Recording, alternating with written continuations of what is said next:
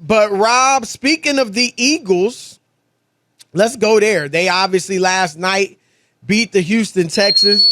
No big whoop, but beat them to improve to 8-0. And so they are rolling, Rob. And some, I don't know how. Some think they're the best in the NFC. That's for sure.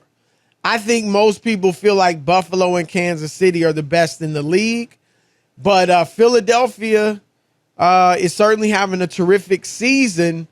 What are your thoughts? I mean, you weren't a believer. Neither of us was really a believer early in the year. Where are you at on them now? Yeah, the jury's still out for me. I'm not going to poo-poo them or act like they haven't done anything. You got to play the schedule that's in front of you, Chris. But it's been just unimpressive. I mean, out of their 8 wins, 2 have come against teams that are over 500. They beat the Vikings and they beat the Cowboys. Beat them pretty handily. With the backup quarterback, so I'm not that impressed there. And, I mean, they have the thing that has worked for them, too, is they have a lot more turnovers than the opponents, and that's part of the game, and I get that. Forced turnovers, right? Yeah, they have a lot. Jalen, their quarterback, Jalen Hurts, is not turning the ball over. Right, and the other part is the schedule. The schedule is just so easy right now, and their schedule, they have the weakest schedule of anybody, and I think it's for the rest of the year, it pretty much shapes up to that, so we'll see. I mean, I can still just remember when the Steelers were 11-0, and we just weren't impressed, and I kind of have the same feel with this. Really? Team. So you don't – because I will say this. I do think they're better than those Steelers were. I'm not saying I don't think they're like a lock for the NFC that's title. Fair. That's fair. But I do think that like that Steelers team, as you said, was Fugazi. That team was Fugazi. Not, I mean, he wasn't horrific. But he was, you could tell it certainly wasn't the old Ben.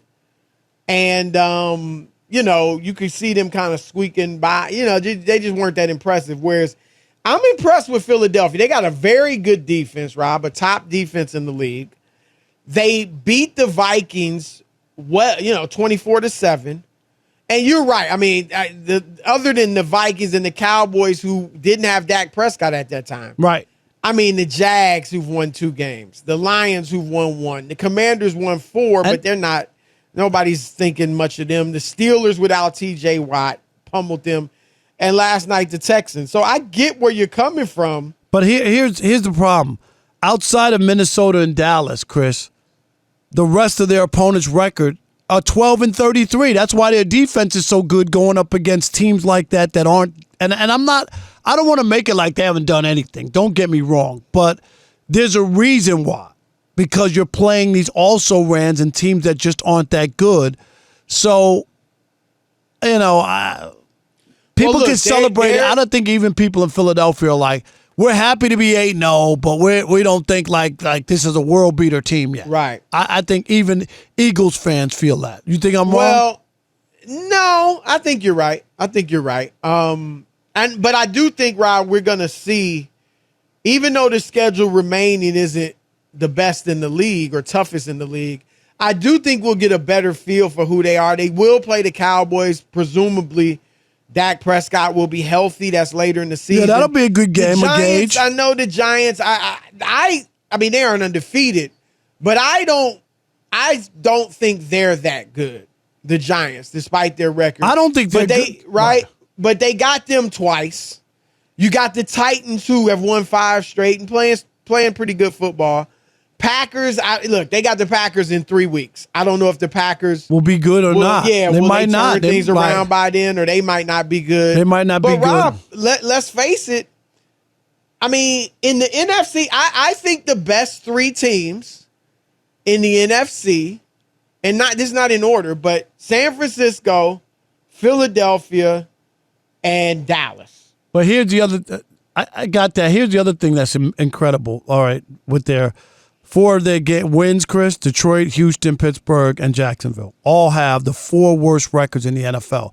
That's why it just doesn't feel the same, because it's not like they got also ran teams or not so. These are the 4 worst teams. You know what I mean? Like And remember, they beat the Lions by 3 or something, if I can remember They correctly. beat them by 3. They were up big, and if I remember, And the Lions scored like came back. 30 Right. some 7 points off of them. Right, made it a game. But you would agree with me that or do you agree those are the 3 best teams in the NFC? Yeah, I would say that. So think about that. If Tampa doesn't turn it around, if Green Bay doesn't turn around, Minnesota is pretty good.